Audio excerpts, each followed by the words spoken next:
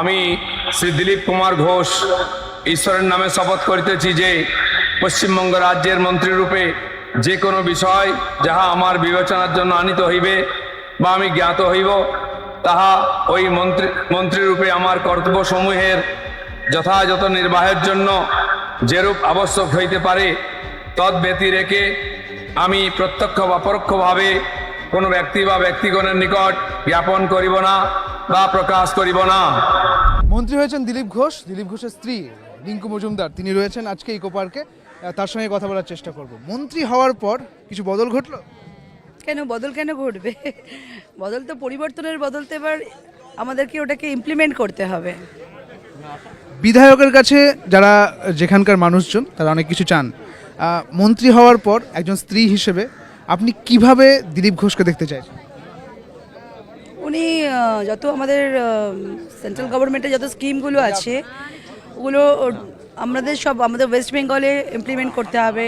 First Ayushman Bharat, তো এরকম আরও যাদের সমস্যা ছিল এসএসসির প্রাইমারি, ওদেরকে জব অ্যাসিওর করা, প্লাস যাদের ডিএ থেকে যারা স্টেট গভর্নমেন্ট এমপ্লয়িজরা যারা ডিএ থেকে ডিপ্রাইভ ছিল তাদেরকে ডিএ দেওয়া, প্লাস এরিয়া বাড়ানো, ওগুলো সপ্তম পে কমিশনের। কারণ আমার মনে হয় প্রত্যেকটা মানুষের এডুকেশন এফোর্ট একই থাকে, অধ্যাবসায়, তা সত্ত্বেও দেখা যাচ্ছে একই বন্ধু দুজনে একসাথে পাস আউট হলো, একজন সেন্ট্রাল গভর্নমেন্টের এমপ্লয়ি হলো একটা গ্রুপ ডি স্টাফের, যদি ওখানে যদি 35,000 স্যালারি হয় এখানে দেখা যাচ্ছে 22, কিন্তু আমাদের মার্কেটটা তো একই।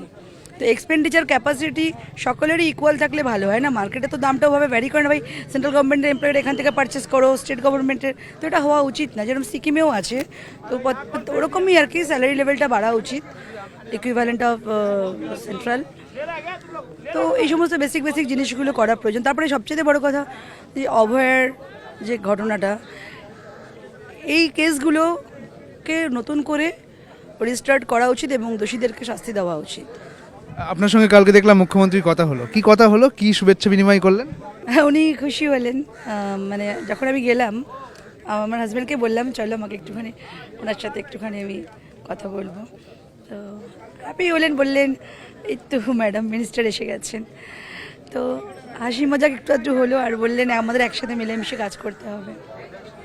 রাজ্য সভাপতি হিসেবে দিলীপ ঘোষ, রাজ্য সভাপতি হিসেবে শ্রমিক ভট্টাচার্য, আপনি কাকে এগিয়ে রাখছেন?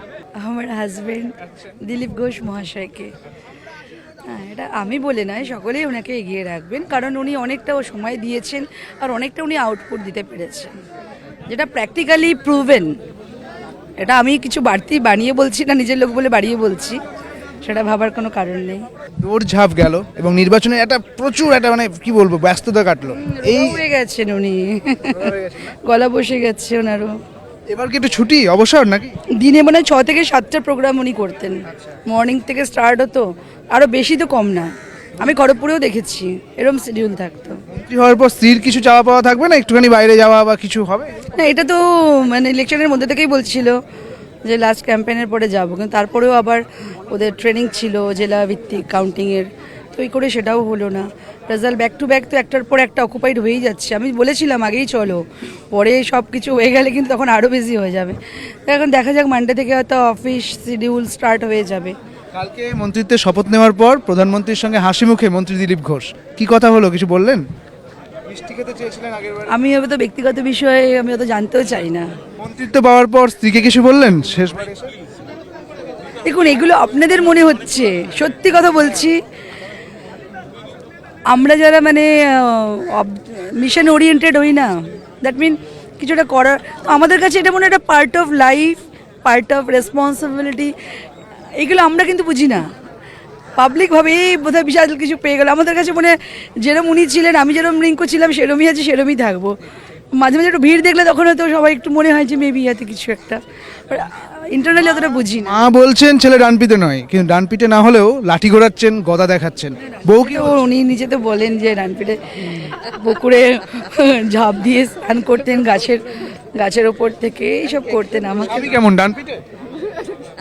হ্যাঁ, ছোটবেলার গল্প শুনে তো বুঝেছি ডানপিটে। না, খুব ডিসেন্ট, কুল মাইন্ডেড।